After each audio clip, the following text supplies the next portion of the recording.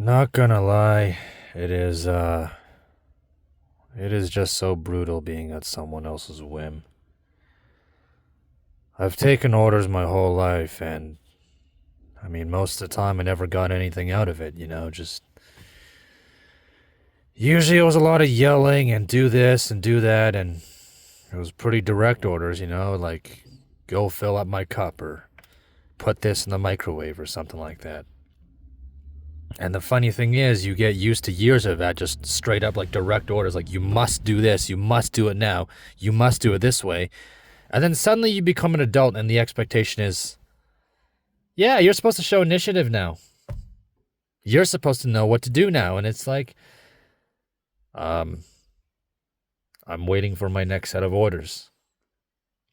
Like, that's the thing, honestly. Like, I think this applies to anyone in a position of authority or power. They want you to think just enough to not have to ask them like too many questions and to be able to, I don't know, like quote unquote think for yourself, but they still want you to meet their expectations and I guess just do what they want. Oh, look, I'm seeing a doggo. There's a dog coming up. It's a golden retriever, I think. He's a good doggo. I want to pet the doggo, but I can't. I'm gonna just look at him. Yeah. Dogs, they're simple, they're dumb. That's why I like them. They don't demand so much out of you as people. That dog is just a little goofball, just dumbass. He's just wriggling around, just kind of walking back and forth. He's just excited about everything. Just like, yeah. Reminds me of myself when I was a kid. It's pretty, it's kind of endearing, but also just hurtful. I mean, when I was a kid, aside from obeying orders, I didn't really have anyone at all, it was just me. I used to ride around the block in circles on a little yellow bicycle that was like, it wasn't bad, but it was clearly too small for me. And I had to tell myself stories. Like, I found it pretty interesting, but I basically had to tell myself stories. I had to make up stories and tell them to myself because I had nobody. I didn't always live in Ontario. I lived in another province. I don't need to go into that much detail, but I lived in the ghetto. I lived in the ghetto for the very early years of my life, until I moved into the suburbs. And, I went to like a daycare or a preschool or some crap. I don't remember.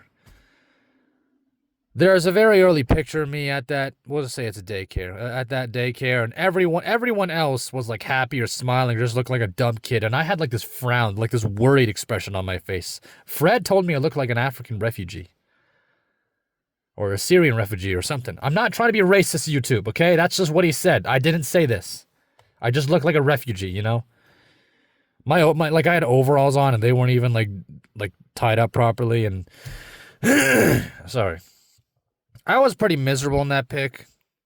The earliest memory I have of that daycare is some other kid trying to steal a toy dinosaur. And I was trying to get it back and I was like, But apparently, as far as I remember, the kids eventually, all the kids there, we got along. They loved me.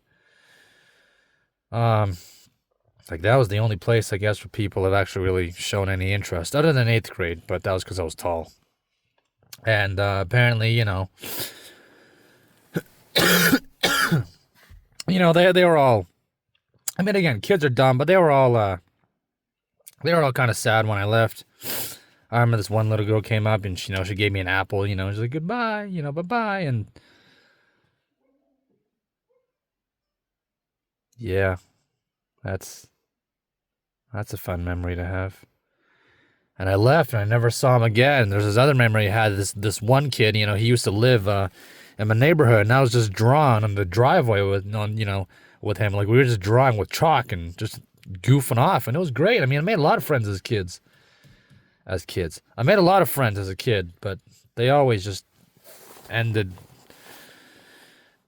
just something didn't work out, family or them or whatever. I don't quite remember, but I made a lot of friends as a kid, and it was always just short-lived, so I just got used to being by myself, just playing around with my Legos or reading books, a lot of reading, and I think my earliest memory of living in the ghetto, one of my earliest ones, this is partially reconstructed from like what I've been told. I sat in a corner, staring at the wall, pushing a toy car around. That's what I did. I just pushed a toy car around back and forth across the floor, and I stared at the wall. Because that's all I had. It was just, I think I only had like one toy car. Just one car. It's one of those shitty wooden ones, probably. I didn't have jack shit. So I figured out how to, use my imagination. I didn't figure out quite how to monetize that imagination, and monetizing imagination, the creative arts, is hard anyway to start with, especially now with AI, so. The one thing I really did not act on, I learned pretty quick that no one was really coming, and no one was coming to help, and it was just going to be me, and I had to figure it out and get out and trying to make a life for myself, but I got complacent, so that's why I'm here now. And to be fair, I don't really feel like I could have gotten terribly far, even if I had tried to, take care of myself. I'd probably just be like doing all the household chores. I'd be going to work, and I'd just be really tired and burnt out from doing everything and just having no life anyway. Like, that's probably the best case. I'd still be burnt out. I just would have less pressure. I could have more freedom to do stuff, like go on a walk at 7 at night, but I'd still be stuck. Just choose better family, bro. Like, honestly, whatever card you're born with, you just kind of get stuck with them, and like, that's it, man. You really can't do shit about that. It's just, here's what you got. Suck it. And it's brutal, but it's true, right?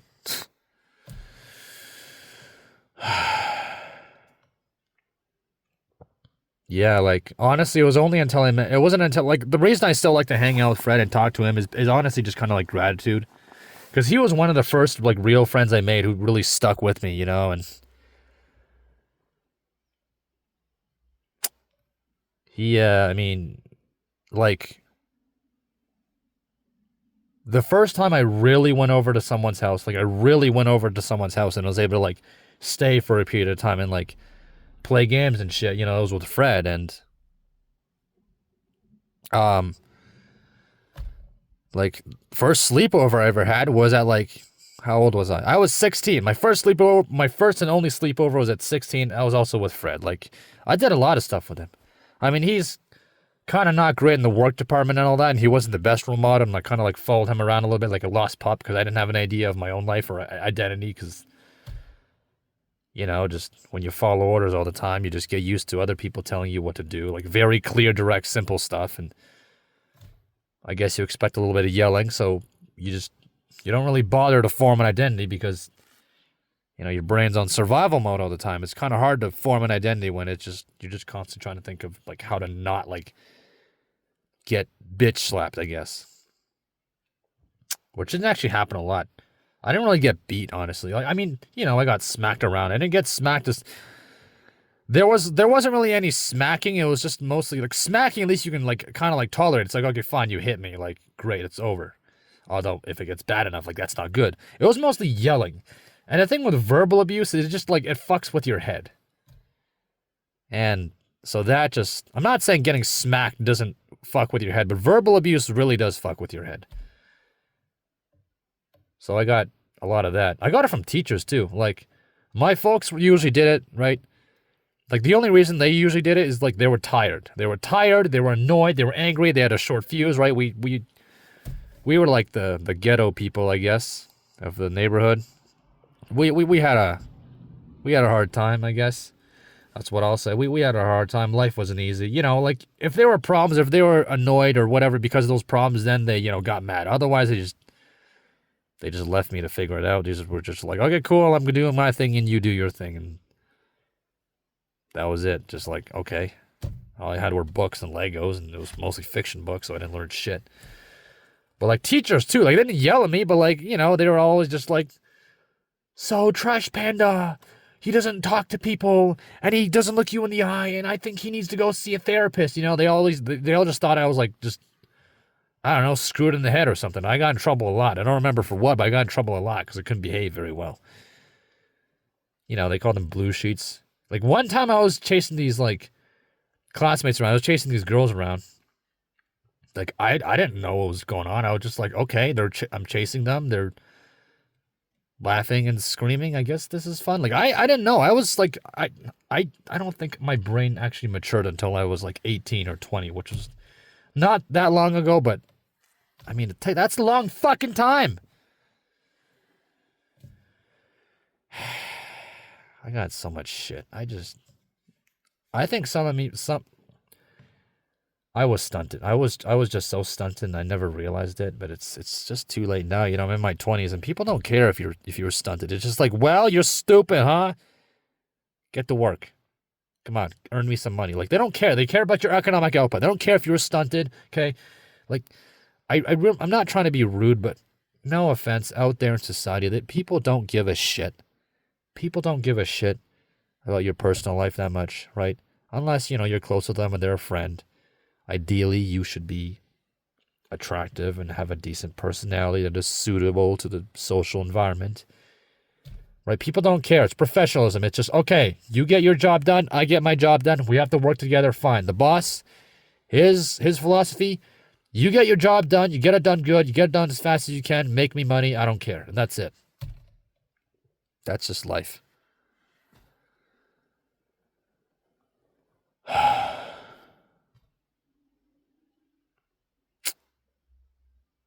Yeah.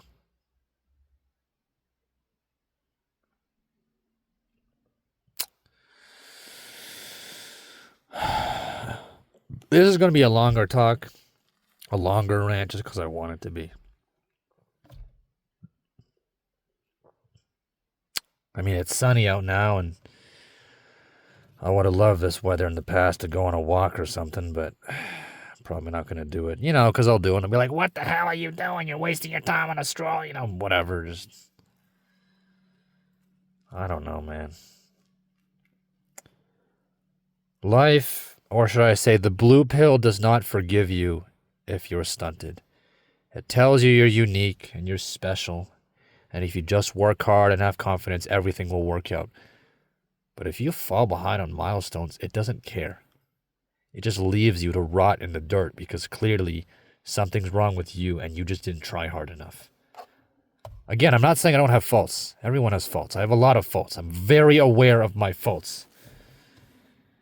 Just, again, the system doesn't care. Just it expects you to fit the mold. If you don't fit the mold, then you better figure out how. And I'll figure out how. I have to. Just, I guess people just won't really like me or invite me to parties or anything, which is fine because that's most of my life.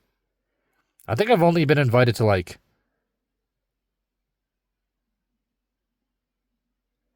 I was invited to a total of probably 3 birthday parties my entire childhood. 3. So some of you probably got invited to none, but I was invited to a total of 3. That's what I remember. Just 3. That's it. No more.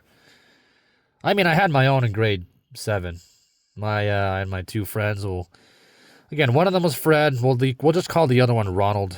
That's the name we'll use for him, Ronald. And they were pretty nice, and they gave me a birthday party because they learned that I don't celebrate my birthday. It was great, ice cream cake, and we blew air horns and shot each other with Nerf guns and played a bunch of Halo. We sucked.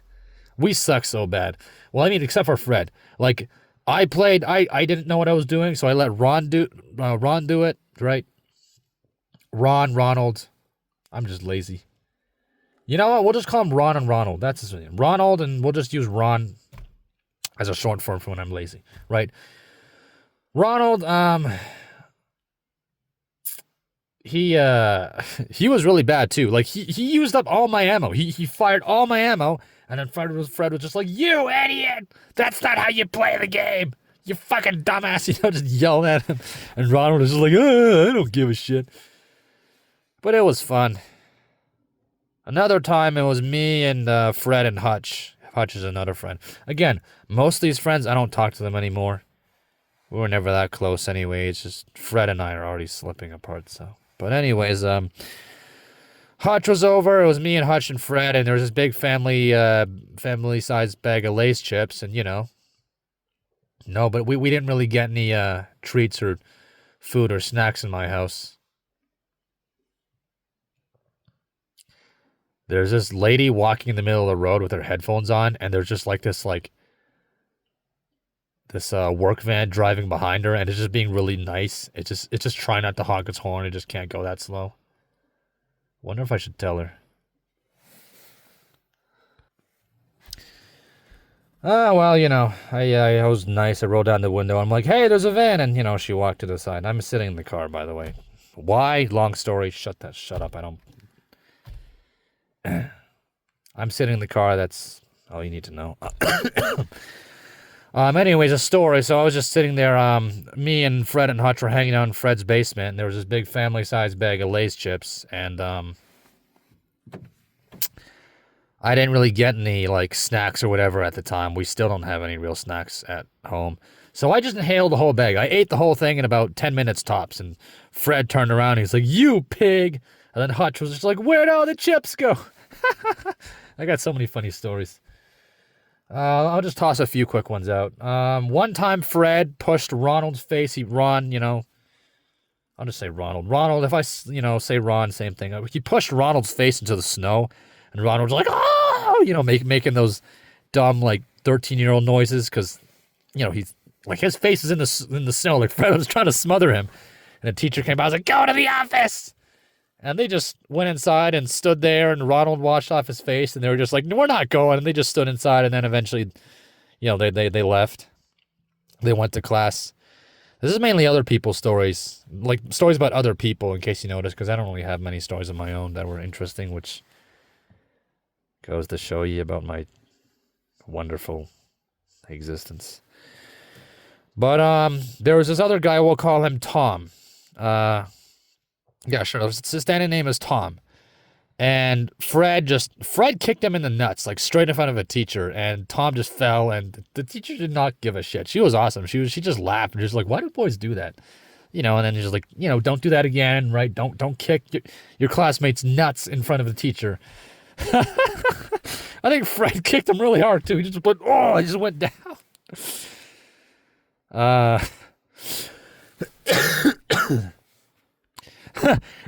This other time, Fred just straight up bitch slapped me. Like a teacher came by. He just slapped me. For no reason. We were just standing in the middle of the hall. We were getting ready to go outside. And he just went and slapped me. And I was just like, what the? And she was like, apologize. And he's like, I'm sorry. And I'm like, yeah, that's fine. And then immediately we got outside, just started swearing at each other. Like, fuck you, you stupid, little thing. And it's like, typical stuff. There are these girls that I used to know. We'll call them Anne and Ellie and Julia. Those are going to be their stand-in names, their fictional names. And what else? Sometimes me and Fred, we would get in a fight, not a real fight. We just face off against each other. I would adopt this position where I'd kind of crouch low to the ground, so it looked like I was squatting. Anne used to make fun of me all the time for doing that.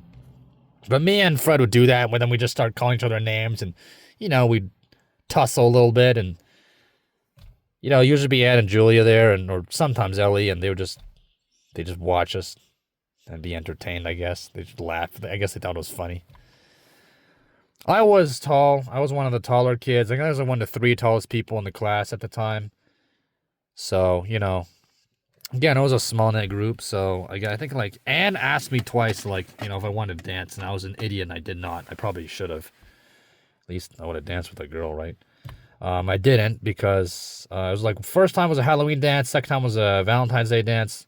I don't know why she didn't ask Fred. Apparently she liked him, but she asked me, I guess, because I was, again, the whole height thing. She was pretty eager in the Halloween dance. She was, face painted like a clown, she's like a grin. She's like, hey, you want to dance? And I was just like, no. And now I'm just like, damn it! Come on, Panda, why didn't you do it? It used to be a nice memory. She was pretty cool. I sat in a table group with her. She used to, I think she played soccer. She also was, she was always tired. She told me she wanted to die by drinking chocolate milk. I don't know, I guess that's a middle schooler thing to say. She was cool. But yeah, apparently she liked Fred. She had a nickname for him. I won't say the real nickname, but it would be the equivalent of her calling him Fredboat or Freddy. Probably Fredboat would fit more. I think she asked me for his number once, and Julia did too. And I was just like, no. And it's just like, why didn't you just, and now that I think about it, it's like, you know what, Panda, you should have given it because it would have been funny. I was such a dense kid. I was so dumb.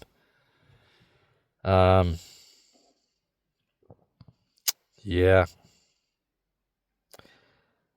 What else happened? Oh yeah, Fred was an idiot one time. He accidentally took his shirt off in front of her. He was a leadership guy. He had his, regular shirt. It was like a leadership shirt on top of his regular shirt, and he actually took it off. And, she was intrigued, and he got all embarrassed and stuff, and I just stood there and laughed. It was a good time. Middle school, like at school, it was pretty good. Mainly because we were like kind of like a tight knit group. We all roughly knew each other from elementary, whatever. Anyway, so we got along. High school, obviously, was when everything changed, right? There were a lot more people taller than me, more good looking than me, whatever, so on and so forth. Again, that kind of plays into my theory about the whole like dating market thing. When you're in like a small knit like community, or when you only have like a very small pool of people to choose from, you just pick what you got, right? There's more chance that men who are lower on the scale have a chance to find like a partner. Right? Like if you're in a village and you can only pick between like the local blacksmith or the tailor's son, or I don't know, like some random farmer, it's just like you got like three choices. And let's say they all look about the same, they're all kind of crappy. Ooh, here's a doggo again. I want to pet the dog, but oh well. What you looking at, buddy? Oh, he's looking at the car. I'm sorry, I'm getting all. I sound like a kid just seeing a dog and going, "Wow, doggy!" I know I keep going on tangents. I have ADHD. I used to want a dog as a kid, and I wanted a puppy. Just someone to take care of. And I imagine, I'd play with the puppy, and he'd be happy to see me. Could you imagine that, man? Just.